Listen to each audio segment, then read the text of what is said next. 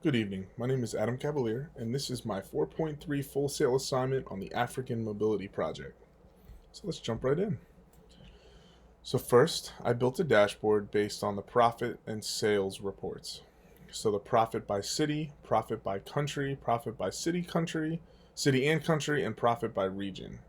I also included a splicer underneath the profit by city chart that includes whether it's commercial, public, or residential. So you can break this dashboard down and you can look at whether the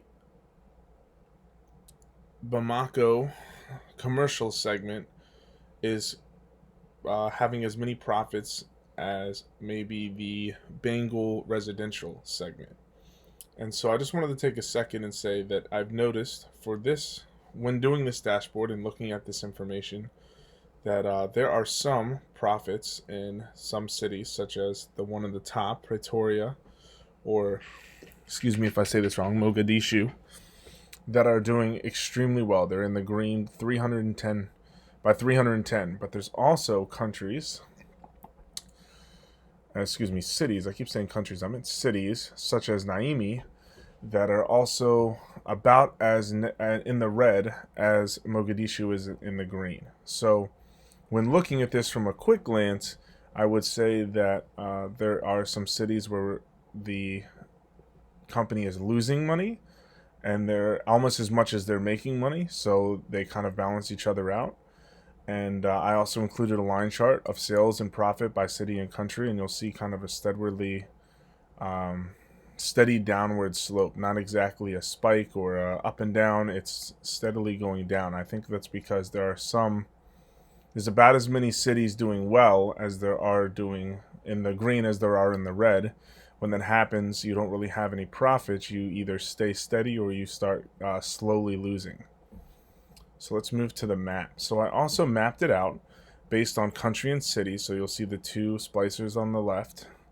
You can break it down by the country or the city, and you can look at the profits in that specific region.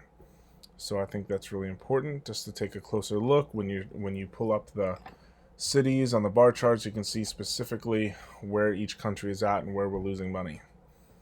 So I also did a salesperson report that showed the contracts sold by each salesperson. I also focused a little bit on Audrey. She's going to be the example for this project. Audrey sold 203 contracts, and you can see how many closes. She's one of the higher closing numbers, 6.05%. So that's really good. She's one of the top closers. I also did a 2-level matrix based on quarters. So it shows the closing and contract number of contracts and number of closings by quarter 1, 2, 3, and 4. So if you look at the top, you can move the date for whichever date you're looking for during the first, second, third, or fourth quarter, and it'll show the salesperson, their contract sold, and their close rate. Pretty important when looking at that. I also attempted to make my very first Sankey chart. It said it was very difficult to make. I feel like I played around with it till I got something that looked normal. Whether this works or not, I have no idea.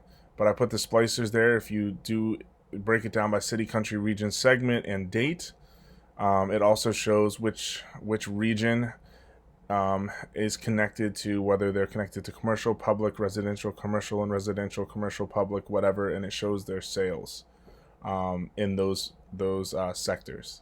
So again, I hope you enjoyed my very quick view with the African Mobility Project discussion, and I look forward to any feedback or thoughts anyone has, and I will see you next month.